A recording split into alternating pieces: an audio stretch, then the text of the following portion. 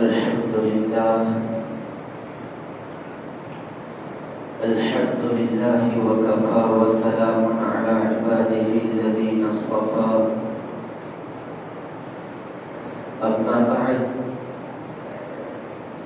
فأعوذ بالله من الشيطان الرجيم بسم الله الرحمن الرحيم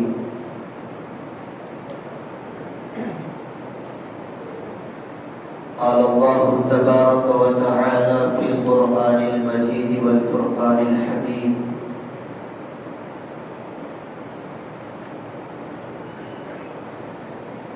شهر رمضان الذي أنزل فيه القرآن هدى للناس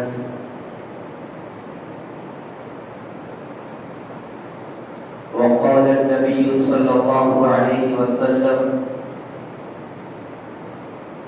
من صام رمضان إيمانا واحتسابا غفر له ما تقدم من ذنبه وقال النبي صلى الله عليه وسلم إذا دخل شهر رمضان فتحت أبواب السماء وفي رواية فتحت أبواب الجنة وغلقت أبواب جهنم وسلسلة الشياطين أو كما قال عليه الصلاة والتسليم اللهم صل على سيدنا محمد في أول وأوسط وآخر كلامنا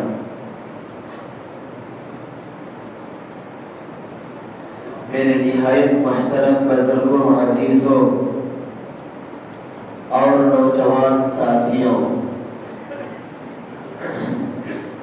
قرآن و حدیث کی روشنی میں جو بات عرض کرنی ہے وہ ہے ماہ رمضان المبارک کی فضیلت۔ ماہ رمضان المبارک دوسرے مہینوں کے اعتبار سے کس قدر فضیلت والا ہے، کس قدر مبارک ہے اور کس قدر عظمت والا ہے۔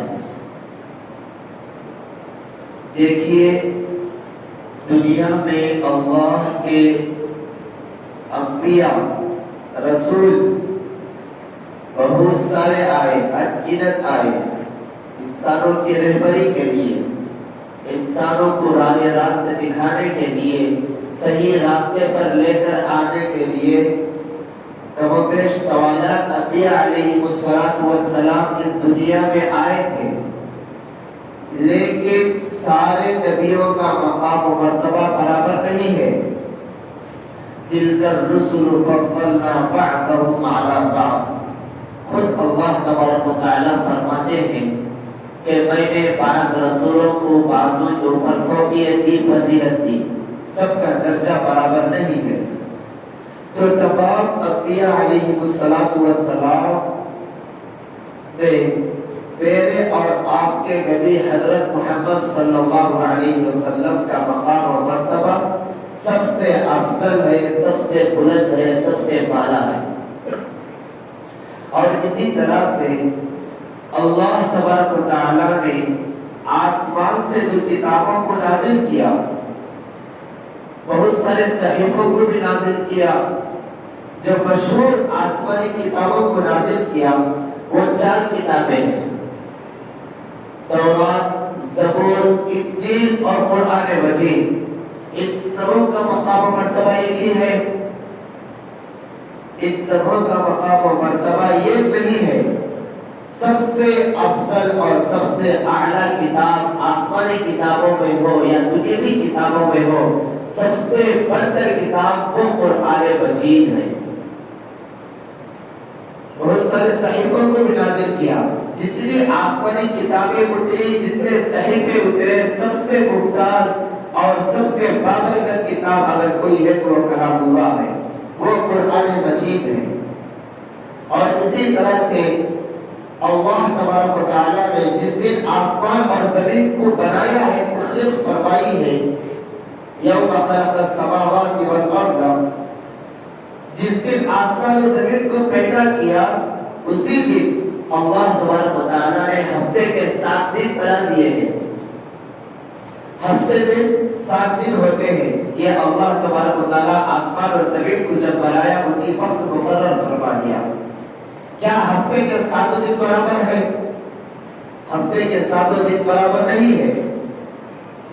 جمعے کا دن سید الایام کہلاتا ہے. تمام دنوں کا وارڈ میں جتنے دن آتے ہیں اتنے دنوں کا سردار جمعے کا دن کہلاتا ہے. اسی طرح سے اللہ تبارک و تعالیٰ نے سال میں 12 مہینوں کو بنایا ہے اور یہ بھی جس دن آسمان و زمین کی تخلیق ہوئی آسمان و زمین کو بنایا اسی وقت اللہ تبارک و تعالیٰ نے سال کے 12 مہینوں کو بنا دیا. یہ انگریزوں کا بنایا ہوا نہیں ہے سال اور نہ انبیاء علیہ السلام کا بنایا ہوا ہے. یہ اللہ تبارک و تعالیٰ نے سب سے پہلے قلم کو پیدا کیا. اس کے بعد آسمان و زمین کو جب بنانے کی باری آئی تو اسی وقت سال میں 12 مہینے ہوتے ہیں اور ایک دن 24 گھنٹوں کا ہوتا ہے اور ایک ہفتہ 7 دن کا ہوتا ہے. اللہ تبارک و تعالیٰ نے اسی وقت بنا دیا ہے. تو میں بتا رہا تھا کہ یہ جو 12 مہینے ہیں ان مہینوں کا سردار رمضان المبارک ہے. سید الشہور شہر رمضان کہ پورے 12 مہینوں کا سردار رمضان المبارک کا مہینہ ہے. تو وہ بابرکت مہینہ، وہ فضیلت والا مہینہ، وہ رحمت والا مہینہ بالکل قریب پہ ہے، بالکل قریب پہ ہے کہ ہم رمضان المبارک کا چاند دیکھنے کی دیر ہے تو اس وقت مسلمانوں کی حالت بدل جاتی ہے، مسلمانوں کے گھروں کی حالت بدل جاتی ہے، ایک نئی مبارک زندگی شروع ہو جاتی ہے اور مسلمانوں کے مابین کی زندگی بدل جاتی ہے. مسلمانوں کی تربیت اور اللہ کے فضل و کرم سے مسجدوں کی حالت بھی بدل جایا کرتی ہے کہ پہلے دن فجر میں رمضان المبارک کا علاوہ فجر میں 2 سب 300-400 بہت زیادہ ہے لیکن رمضان میں ماشاءاللہ مسجدیں بھر جایا کرتی ہیں. تو وہ بابرکت مہینہ اور مبارک مہینہ آ رہا ہے. ہم کو اس مہینے کی قدر کرنی چاہیے اور ہم کو اس مہینے کا اہتمام کرنا چاہیے. دیکھیے ہمارے بہت سارے مسلمان حضرات باوجود کہ اللہ تعالیٰ نے صحت سے نوازا ہے، مال و دولت سے نوازا ہے، پھر بھی روزہ نہیں رکھتے، روزوں کو چھوڑ دیتے ہیں. وہ اپنے آپ کو بیمار کہتے ہیں، شوگر کا مریض، بی پی کا مریض اور اسی طرح سے بہت سارے بیماریوں کو اپنے اندر لیے ہوئے ہوتے ہیں لیکن دوسرے کاموں کا بڑے ہی آرام سے سکون سے کرتے ہیں. وہ بہت ہی اچھے انداز میں اپنے دھندوں کو چلاتے ہیں، اپنے بڑے بڑے دکانوں کو چلاتے ہیں لیکن اگر وہ تھوڑا سا احتیاط کر اپنے دکان اور اپنے مکان کو تھوڑا کنٹرول کر آگے پیچھے کام کر اگر روزہ رکھ لے تو انشاءاللہ ان کی جان کا کوئی مسئلہ کھڑا نہیں ہوگا. لیکن اچھے صحت مند اچھے مال والے حضرات بھی رمضان المبارک کے روزوں کو چھوڑ دیتے ہیں. ان کا عذر کیا ہوتا ہے؟ ان کا عذر یہ ہوتا ہے کہ رمضان المبارک میں گرمی بہت زیادہ ہے، گرمی بہت زیادہ ہے، پیاس برداشت نہیں ہوتی اور اسی طرح سے بھوک برداشت نہیں ہوتی اور یہ گرمی ہم کو تھکا کر رکھ دیتی ہے. تو میرے بھائیوں میں آپ حضرات کو کہتا ہوں کہ ہمارے شہر کی گرمی کیا مکہ المکرمہ کی گرمی سے بھی بڑھ کر ہے؟ مکہ المکرمہ بیچ دنیا میں واقع ہے. اللہ تعالیٰ کا جو شہر ہے جہاں کعبۃ اللہ تعالیٰ نے بنایا ہوا ہے وہ کہاں پر ہے؟ درمیانی شہر میں پوری دنیا کے وسط میں واقع ہے. کیا اس جگہ کی جو گرمی ہے اس گرمی سے بھی بڑھ کر ہمارے شہر کی گرمی ہے؟ اس سے بھی بڑھ کر نہیں ہے. عرب کی جو گرمی ہوتی ہے، عرب کی جو تپش ہوتی ہے وہ پوری دنیا میں مشہور ہے. یہ بہانہ نہیں چلے گا کہ گرمی برداشت نہیں ہوتی، یہ پیاس برداشت نہیں ہوتی، یہ بہانہ اور یہ عذر اللہ کی یہاں قابل قبول نہیں ہے. اور دیکھیے صحابہ کرام رضوان اللہ علیہم اجمعین کا جو زمانہ تھا وہ زمانے کو یاد کیجئے کہ رمضان المبارک میں دن میں جہاد کرتے تھے، دن میں جہاد کرتے تھے، تلواروں کو لے کر خیموں سے لڑتے تھے اور دوسروں کا مقابلہ کرتے تھے، دن میں روزے رکھ کر جہاد کرتے تھے اور رات بھر نوافل کا اہتمام کرتے تھے اور رات بھر قرآن کریم کی تلاوت کرتے تھے۔ کیا آج ہم کو اتنی تکلیف اٹھانا پڑتا ہے؟ کیا ہم دن میں جہاد کو نکلتے ہیں؟ اور اس زمانے میں صحابہ اکرام کے زمانے میں پنکھے نہیں ہوا کرتے تھے، قدرتی ہواؤں سے کام چلایا کرتے تھے اور دوسرے ہواؤں سے بھی کام چلایا کرتے تھے۔ اور آج ہمارے زمانے میں دیکھیے کتنا آرام ہے، کتنا سکون ہے کہ پنکھوں کے نیچے اگر ہم دکان میں ہو تو تبھی پنکھے کے نیچے، گھر میں ہو تبھی پنکھے کے نیچے اور مسجد میں ہو جب بھی پنکھے کے نیچے اس پر بیٹھے ہوئے ہوتے ہیں، کتنا سکون اور آرام سے ہوتے ہیں۔ لیکن صحابہ کرام رضوان اللہ علیہم اجمعین کی جو قربانیاں تھی تو میرے بھائیوں اتنی قربانیاں اور اتنی آزمائشیں اللہ تعالیٰ نے ہمارے اوپر لاگو نہیں کیا ہے۔ اس لیے ہم کو سوچنا چاہیے، صحابہ کرام مکمل روزے رکھا کرتے تھے، مکمل روزے رکھا کرتے تھے، وہ دھوپ میں وہ پیاس کی شدت کو برداشت کرتے ہوئے، وہ دھوپ کو برداشت کرتے ہوئے اور دن میں جہاد کرتے ہوئے بھی مکمل روزے رکھتے تھے۔ ہم اتنے آرام سے، اتنا چین و سکون کے ساتھ رہتے ہوئے روزوں کو چھوڑ دیتے ہیں، تو میرے بھائیوں روزوں کو نہیں چھوڑنا چاہیے۔ رمضان المبارک کا مہینہ اگر کسی کو نصیب ہو گیا تو وہ بہت ہی بابرکت آدمی ہے، بہت ہی خوش نصیب بندہ ہے اور بہت ہی سعادت مند بندہ ہے۔ اگر کسی بندے کو اللہ تعالیٰ نے رمضان المبارک کا مہینہ دیا ہے، اس کی زندگی میں آیا ہے رمضان کا مہینہ، پھر بھی وہ روزوں کو نہیں رکھ رہا ہے تو میرے بھائی بہت ہی بدنصیب ہے، نادان ہے وہ شخص، بہت ہی بدنصیب ہے، بہت ہی نادان ہے۔ اس لیے کہ رمضان المبارک کے ختم ہونے پر جو ہم عید الفطر کو جاتے ہیں، عید کی نماز پڑھنے کے لیے جاتے ہیں، وہاں پر بہت ساری مبارکبادیاں دیتے ہیں، بہت سارے مبارکبادیاں دیتے ہیں۔ تو میرے بھائیوں یہ جو مبارکبادی ہم دے رہے ہیں، دوسروں سے مبارکبادی لے رہے ہیں، یہ کس کے لیے دے رہے ہیں؟ وہی بندہ جس کا مستحق ہے اور وہی بندے کو یہ مبارکبادیاں سکھ ہوتی ہے جو رمضان المبارک میں عبادت کیا ہے، جو رمضان المبارک میں روزے رکھا ہے، جو رمضان المبارک میں راتوں کو تراویح کو پڑھا ہے، وہی بندے کے لیے رمضان المبارک کے آخر میں جو عیدگاہ کو پہنچ کر مبارکبادیاں اللہ تعالیٰ کی طرف سے ملتی، وہی بندہ اس کا مستحق ہے۔ اور جو عید الفطر کو جاتے ہیں وہاں پر پورے اعمال کا بدلہ اللہ تعالیٰ دیتے ہیں، تو کس کے لیے ہے؟ تو وہی بندے کے لیے ہے جو رمضان المبارک میں روزے رکھا ہے، رمضان المبارک میں عبادتوں کو کیا ہے۔ اور اسی طرح حدیث شریف میں آتا ہے کہ اگر کوئی بندہ رمضان المبارک کا روزہ بغیر کسی شرعی عذر کے چھوڑ دیا، دیکھیے رمضان روزہ یہ اسلام کا تیسرا رکن ہے، تیسرا رکن ہے روزہ۔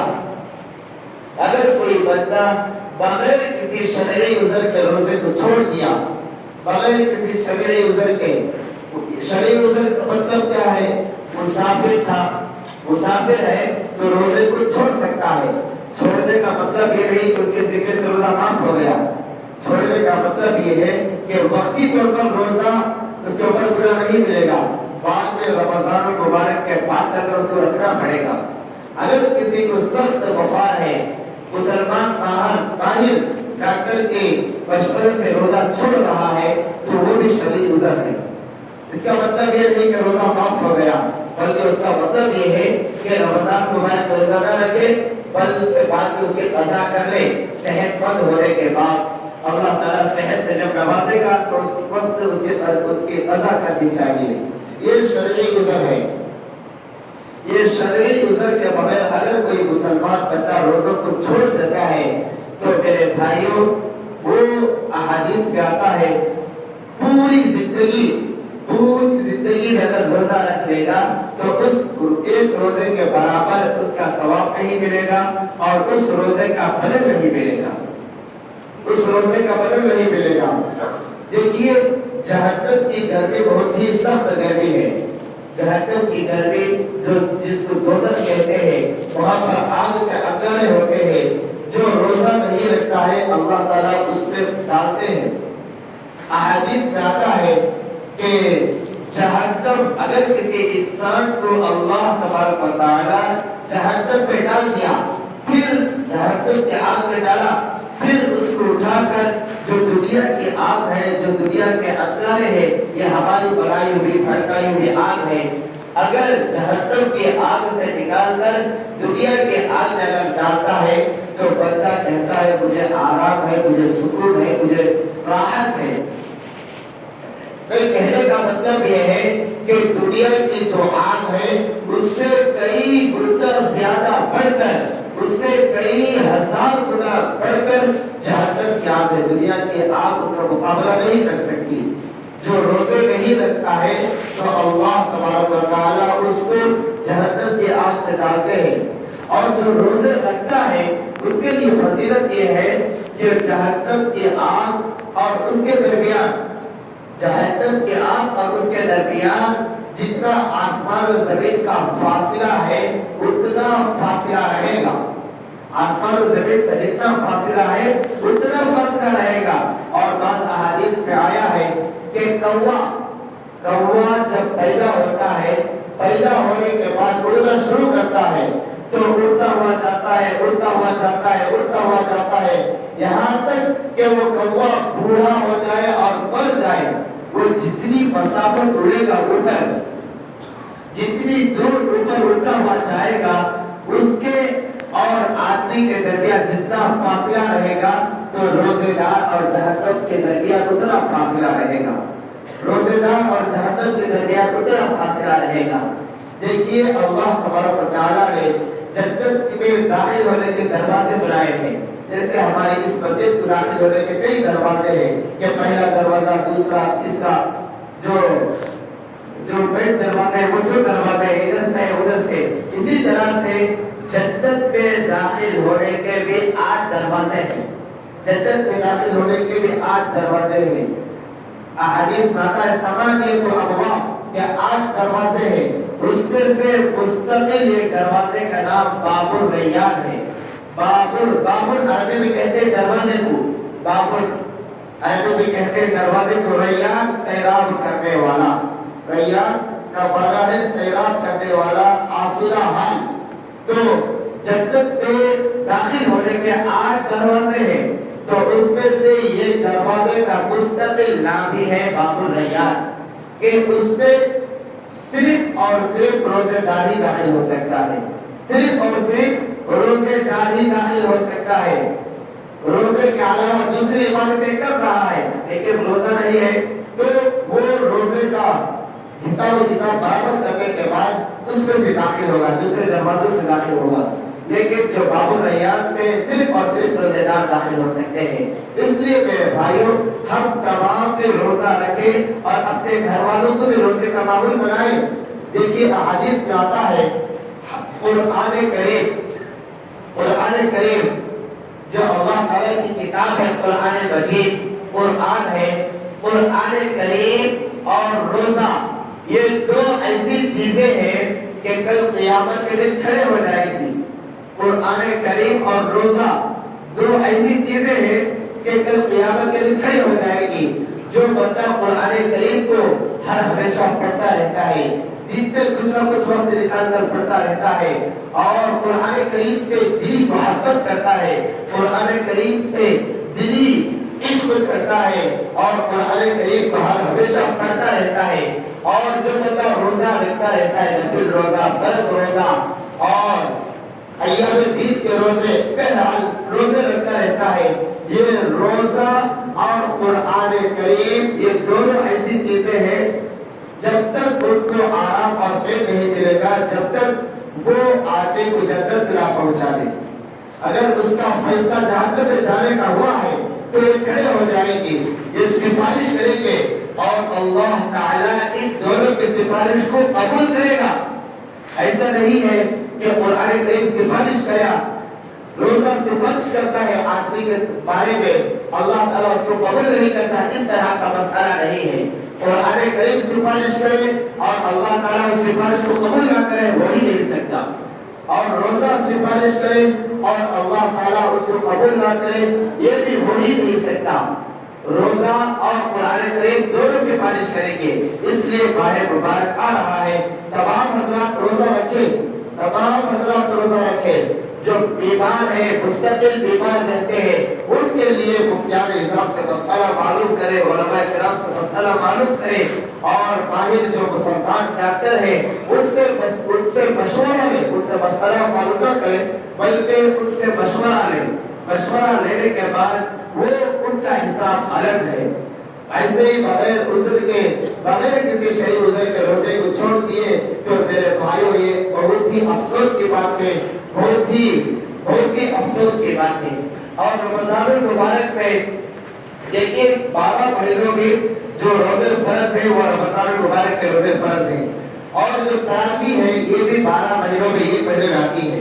تراویح 12 مہینوں میں 11 مہینوں میں تراویح نہیں ہوتی ہے جماعت کے ساتھ، یہ بھی ایک مہینہ صرف اور صرف رمضان المبارک میں جماعت کے ساتھ ادا کی جاتی ہے۔ یہ بہت ہی اہم عبادت ہے، بہت ہی فضیلت والی عبادت ہے۔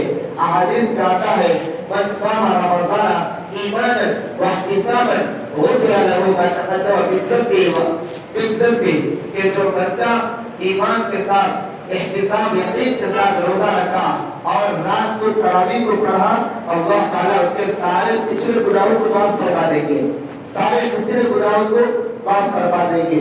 اس لیے تراویح کو لازمی پکڑیں، اور سنت مؤکدہ ہے۔ اگر کسی کو کسی شرعی عذر سے تراویح چھوٹ گئی کسی اہم ضروری کام سے، تو وہ الگ سے، اور شہر میں کہیں پر بھی تراویح نہیں ہو رہی ہے تو وہ الگ سے 20 رکعت تراویح پڑھے۔ ایسا نہیں ہے کہ تراویح جماعت کے ساتھ چھوٹ گئی تو گویا چھوٹ ہی گئی، ایسا نہیں ہے۔ فجر کا وقت شروع ہونے سے پہلے تک وہ 20 رکعت، ہر 2 رکعت پر سلام کے ساتھ 20 رکعت تراویح پڑھے۔ 20 رکعت تراویح سنت مؤکدہ ہے، 20 رکعت تراویح سنت مؤکدہ ہے۔ اور رمضان المبارک میں قرآن کریم کا بھی اہتمام کرنا چاہیے، قرآن کریم کا بھی اہتمام کرنا چاہیے۔ رمضان المبارک اور قرآن کریم، رمضان المبارک اور قرآن کریم دونوں کا بہت گہرا رشتہ ہے۔ جیسے باپ بچوں کے درمیان رشتہ ہوتا ہے، میاں بیوی کے درمیان رشتہ ہوتا ہے، اور جیسے آپس میں جو رشتہ ہوتا ہے ویسے ہی رمضان المبارک اور قرآن کریم کا رشتہ بہت گہرا رشتہ ہے۔ اس لیے کہ اللہ تبارک و تعالیٰ نے اپنے مقدس کلام اور بابرکت کلام مجید کو دنیا میں اتارنے کا جب فیصلہ کیا تو رمضان المبارک کے مہینے کا انتخاب کیا، رمضان المبارک کے مہینے کو چنا۔ رمضان المبارک کے مہینے ہی میں قرآن کریم کو اللہ تعالیٰ نے اتارا ہے، تو یہ دونوں کا بہت ہی گہرا رشتہ ہے۔ ہمارے اکابرین اور اللہ کے نبی صلی اللہ علیہ وسلم کے تعلق سے بھی حدیث شریف میں آیا ہے کہ رمضان المبارک کے دور کیا کرتے تھے۔ رمضان المبارک میں دوسروں کو قرآن کریم سناتے تھے، حضرت جبرائیل علیہ السلام کو سناتے تھے، اور جب آخر کا رمضان المبارک آپ کی زندگی سے پہلے کا جو وفات سے پہلے کا جو رمضان المبارک آیا تو اس وقت دو دور کیے نبی پاک صلی اللہ علیہ وسلم نے۔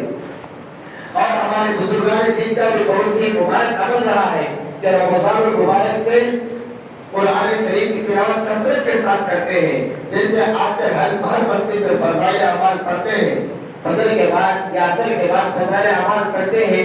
اس کے مصنف شیخ الحدیث حضرت مولانا زکریا صاحب رحمۃ اللہ یعنی قادیہ کے رہنے والے تھے، حضرت کے بارے میں لکھا ہوا ہے کہ رمضان المبارک میں دوسروں سے ملاقات، بات چیت دور کی باتیں حضرت نگاہ تک نہیں دیتے تھے، اور پورے دن میں یہ قرآن کریم ختم کرتے تھے، اور کتابوں میں لکھا ہوا کہ اس سے بھی زیادہ احتیاط ختم کرتے تھے، پورے دن میں یہ قرآن کریم ختم کرتے تھے۔